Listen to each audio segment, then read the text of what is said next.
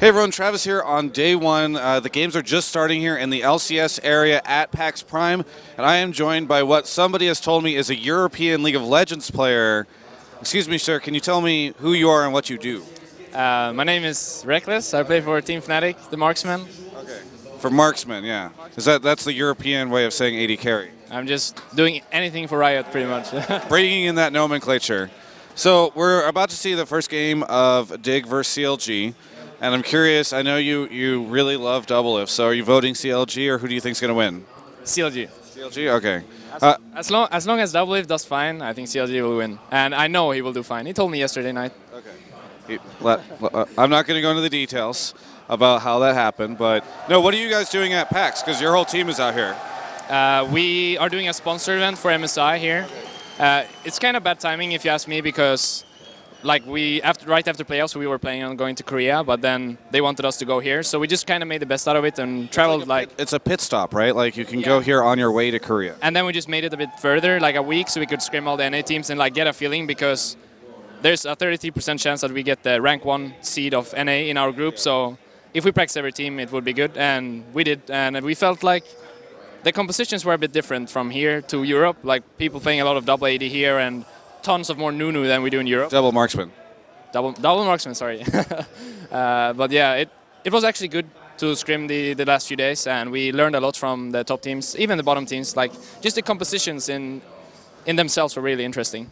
So you actually have a world traveling boot camp session because you're like, first we're going to go to NA and pick up all their good stuff, then we're going to go to Korea and pick up all their stuff. You got to sneak in China somehow, and that'd be good.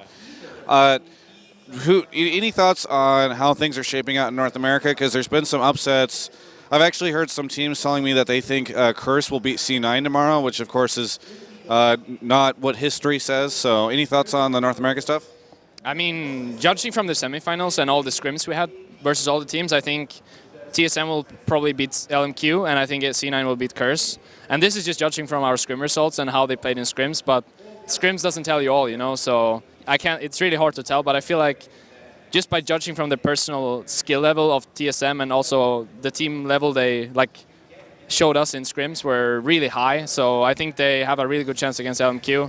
And C9 were the only team where we struggle on getting like team objectives against in scrims because they're so good at like whenever they get this power spike in items, they just like force everything so hard, and if you don't answer to it, they will get a lot of advantages through like a global gold. So I think C9 versus Curse will be more interesting than TSM versus LMQ, but you never know, you know, because it's just scrims.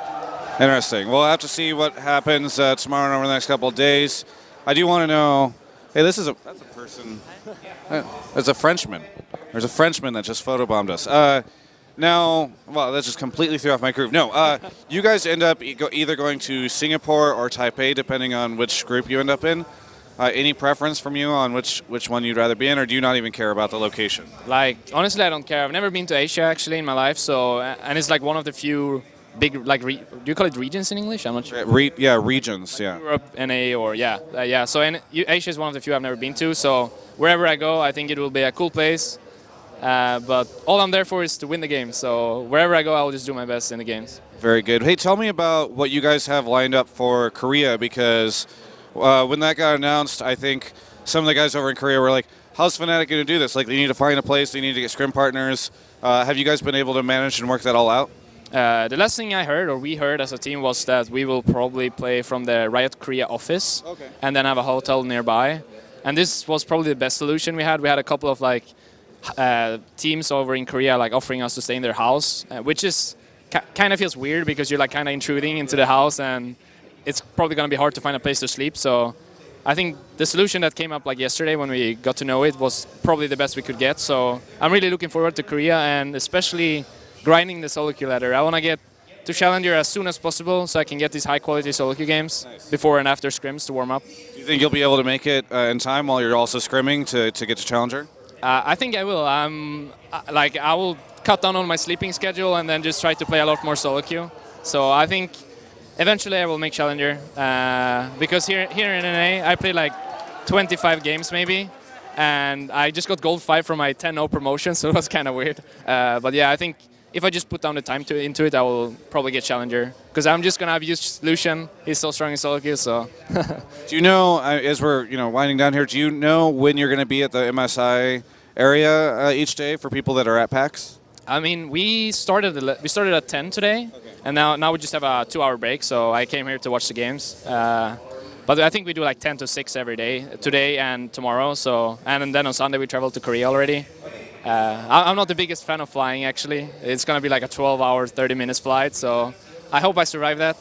If I do, I'm happy. You'll have to fight a pretty decent amount of jet lag coming from EU to NA and then to Korea as well. So, well, anyway, thank you so much, Rekkles, for the interview. Really appreciated it. It's fun to see all the fNatic guys here. I'm sure that you want to catch this game as much as I do. For everyone else, you can check out the rest of our coverage of all things PAX, LCS, and more at ongamers.com.